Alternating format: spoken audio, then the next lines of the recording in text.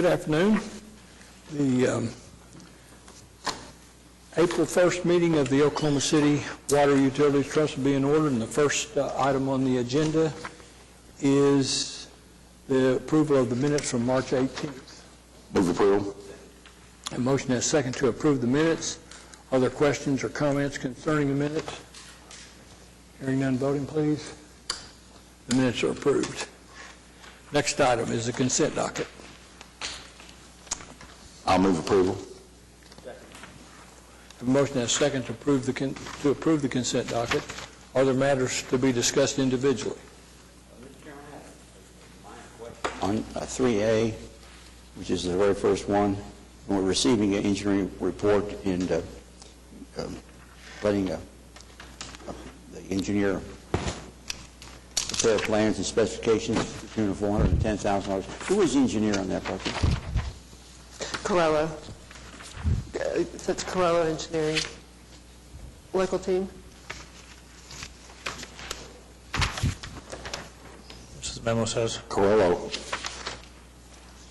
So Corello is a specialist in water and wastewater utility improvements. Has worked on the Dreffert plant expansion previously. I wasn't questioning confidence because I didn't know who it was, but I just was curious. It's $410,000. That's a very $18 million project. Any other questions on any other items? Hearing none, voting please.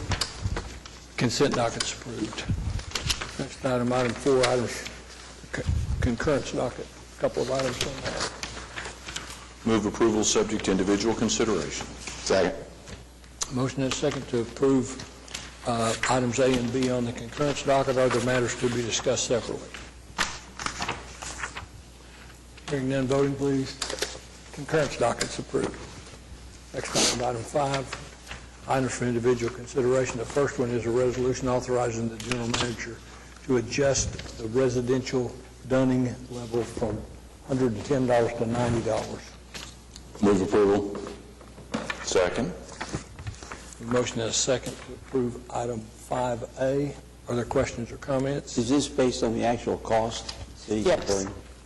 Yes. A typical bill is $45. If we're at 2 months, then we begin the dunning process. We think that will help clarify where folks are in the process rather than the dollar amount. But pardon me, we think being at 2 months rather than an odd amount may be helpful for folks. Any further questions? Voting, please. Item 5A is approved. Item 5B, Universal Water Wholesale Service Agreement between the City of Edmond and the City of Oklahoma City. I'll move approval. Second. Motion and a second to approve the agreement. Are there questions or comments? How is this different from their previous or their present agreement?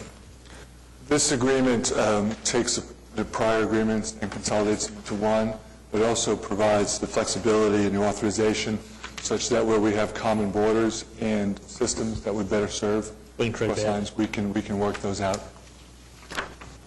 Repeat that last part again. We have subdivisions going in that are near our common borders, where either we are better situated to serve that subdivision, or Edmond is better situated to serve that subdivision, and this would provide us the authority and the framework to work that out so that those subdivisions can be properly served. Is that a standard clause or in all our agreements where we sell water to? No, this is a new document that we're doing to facilitate that. We hope that eventually will become standard so that we can work out border issues with our neighboring cities. We do it now, but we do it on a case-by-case basis. A question on the city that doesn't have to supply the water initially. As their system improves and builds out, do they take it over eventually, or do we keep it forever? Or There is that option for them to take it over, and there's an incentive for them to take it over in the sense of the price. We are working on some supporting documentations, and eventually there'll be an ordinance coming your way to help to further explain that in the ordinances, so that a citizen who lives in a subdivision, for example, in Oklahoma City that's caught in a corner by a highway, that may be more easily served by Edmond because they have water services across the street than bringing it a mile and a half for a subdivision may only have 12 or 18 houses, so that those citizens will better understand what their relationship is both to the city and the serving city. So they live in Oklahoma City limits, but they get their water from Edmond. We would hope to set it up as a wholesale, but what the concern is that their price will be different from other inside city, Oklahoma City served customers because it will be based upon Edmond's cost of water. So there'll be some cost differential there. We want to make sure when people enter into that relationship and buy those properties that they understand how they're being served. Okay, how do you anticipate communicating that to the people who are buying houses? Well, we anticipate having a provision in their plat as that will go with them when they get their title and they buy the property, and we anticipate having an ordinance which sets that forth in the city code. How many people go look at the plat before they buy a piece of property? I mean, sure you do, you're the water. No, I'm sure it's a small number. Yeah. We already have this situation with the village and War Acres for outside city water sales, and we work that through customer service at this time.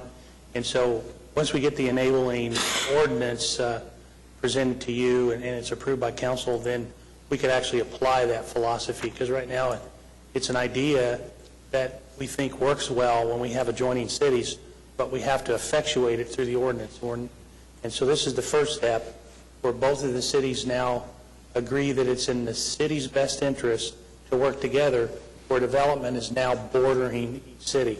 One example we have is where the school was built across the street from our water and sewer system, but Edmond didn't have the ability to provide the service. And so we're doing that, so the school can open. The concept is good. I was concerned about the differential in rates as brought up, Right.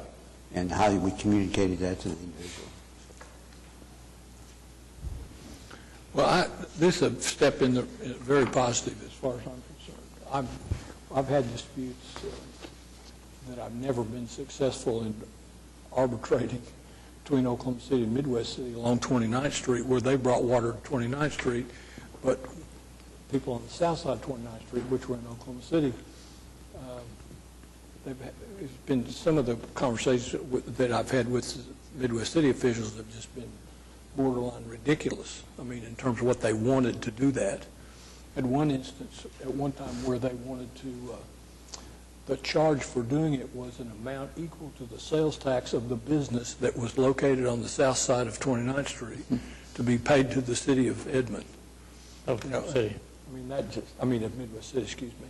But if we were able to put this into every time we make an agreement where we sell water to anybody, that'd eliminate those kind of foolish ideas. So this is a step in the right direction as far as I'm concerned.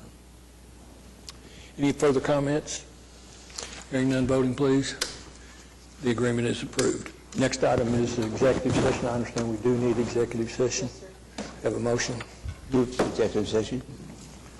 Motion and a second. Second. We'll move to executive session. We'll do that at the end of the docket. And the next item is another executive session concerning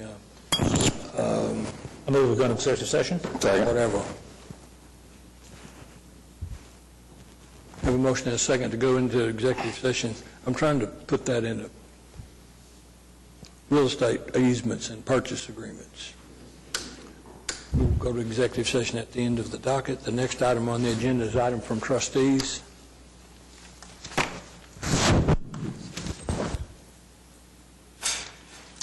Hearing none. Next item is general manager's reports. Nothing today. Are there citizens to be heard? We don't have any slips. Hearing none, we will recess to executive session.